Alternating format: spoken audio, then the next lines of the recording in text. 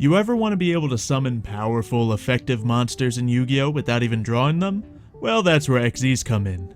Ever since Zexal, they've been a staple in many extra decks. They're so easy to summon that you don't even need specific cards for most of them.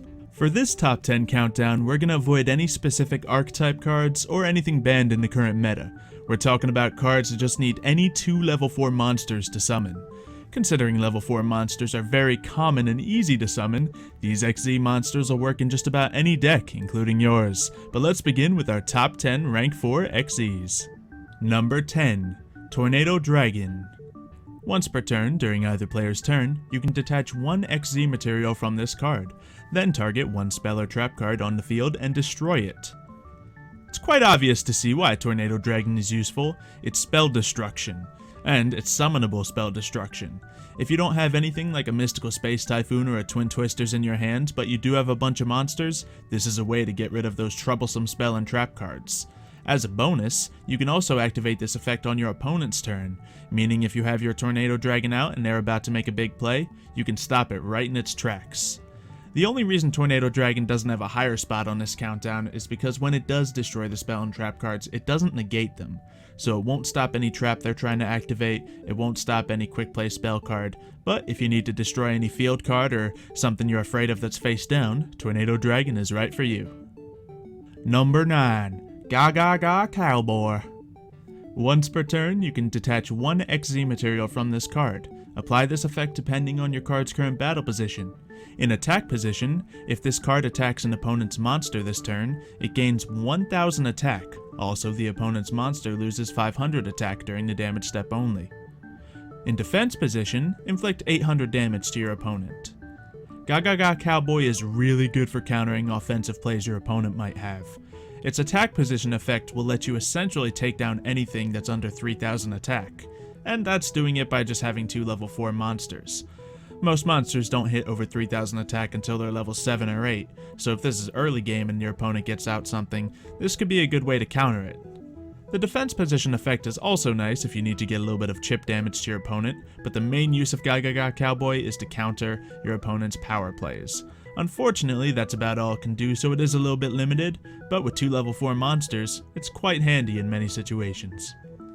Number 8. Karin Gorgon Anti-Luminescent Knight. During either player's turn, when another card or effect is activated that targets exactly 1 card on the field, you can detach 1 XZ material from this card. Then, target another card on the field that would be an appropriate target, and the card effect is that new target. Maybe that could have been worded a little better, but essentially Karin Gorgon is a counter-attack. I mentioned before that Tornado Dragon can't negate anything, but Karin Gorgon does you one better. Instead of just negating, he redirects the effects to an opponent's card. Let's just say your opponent plays a trap that'll target your monster and destroy it. He can redirect that effect to one of your opponent's monsters and get rid of it. Or, if they try to destroy one of your spell cards, you can do the same to theirs. Karin Gorgon can reflect most effects against your opponent. The only downside, of course, being if there is no appropriate targets, well, that doesn't really work out exactly now, does it? However, if you have a Karin Gorgon on the field and some other things that'll help back him up, this will be a really good play to stop what your opponent's trying to do to you. Number 7. Malevolent Sin. Well, number 70, Malevolent.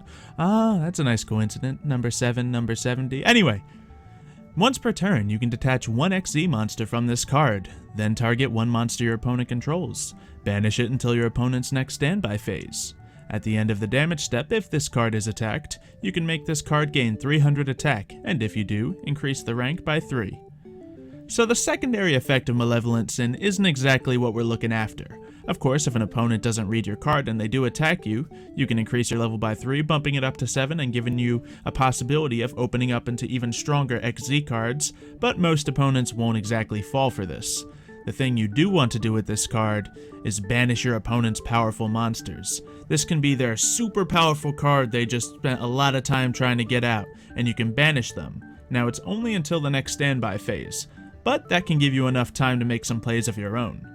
The benefit, however, is if they are an XZ monster, they lose all of their XZ material, effectively taking away their effects. And you'll see in this countdown that the effects of these monsters is what makes them very powerful. Number 6. Ragna Zero. Once per turn during either player's turn, you can detach one XZ material from this card. Then target one face-up attack position monster your opponent controls, whose current attack is different from its original attack, destroy it, and if you do, draw a card. Ragna Zero is not good in every situation, but it's a great card to have in your extra deck for this very specific situation. Now, of course, many opponents don't necessarily always increase their own attack points, but if they do, Ragna Zero will come into play magnificently. Take example, if your opponent has a field card that boosts all of their attack, you're in good shape. If their effect boosts their attack, or if they use an equip card, you can use Ragna Zero. Now this will destroy that by only using one of your two XZ materials and give you some draw power at the same time. It's not any crazy effect, but in the right position, this is a more effective card than a lot of other options we'll get into. Number 5. Steel Swarmroche. During either player's turn, when a level 5 or higher monster would be special summoned, you can detach one XYZ material from this card, negate the special summon, and if you do, destroy it. Steel Swarmroche has a very clear and obvious purpose. He is used to stop your opponent from special summoning. Now, of course, they can still special summon lower level monsters, but usually the purpose to summoning lower level monsters is to bring out your powerful monsters. Now, if they can't bring anything out past level 5, they're gonna have a hard time getting past 1900 attack. Of course, there's plenty of monsters who do, but if you have someone supporting Steel Swarmroche, you'll effectively stop your opponent from summoning anything, and you'll win the duel right then and there. Of course, Steel Swarmroche by himself can be taken out by a lot of things, but if you can stop your opponent from bringing out their powerful card, then your next strongest card will probably be a whole lot better than whatever they can play. Number 4. Dark Rebellion XZ Dragon. You can detach two XZ materials from this card. Then target one face-up monster your opponent controls. Its attack becomes half its current attack, and if it does, this card gains the lost attack. Dark Rebellion is a very common card to see in any deck that has consistent level 4s. That being because Dark Rebellion essentially counters any attack monster.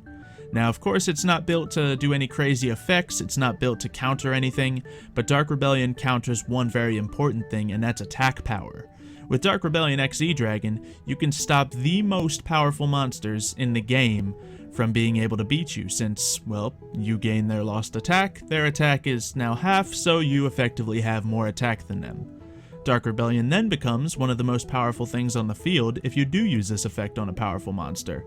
Not to mention, 2,500 attack points isn't bad, especially considering that you just had 2 level 4 monsters to make that happen. Number 3. Utopia.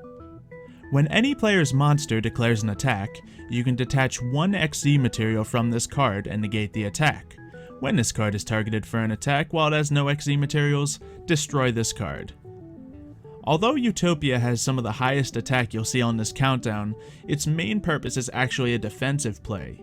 If your opponent has some powerful things that can destroy all of your things, well, you can just simply negate their attack. Now, one of the main benefits of Utopia is that he can essentially evolve into more powerful forms, making him quite a larger threat. But in any kind of deck, Utopia is still a good defensive option. Number 2. Castel, the Sky Blaster Musketeer. You can detach one XZ material from this card, then target one face-up monster on the field and change it to face-down defense position. You can detach two XZ materials from this card, then target one face-up card on the field and shuffle it back into the deck. You can only use one Castel the Sky Blaster Musketeer effect per turn, and only once that turn. This is a card that I think should be in any deck that employs level 4 monsters, considering its effect just essentially destroys anything. It can be a powerful spell card that's crippling you on the field. It can be a monster with powerful effects, or once again it could just be a monster that has crazy attack points. All it takes is 2 level 4s to bring this out, and then if you detach both of your materials, you completely erase your biggest threat on the field.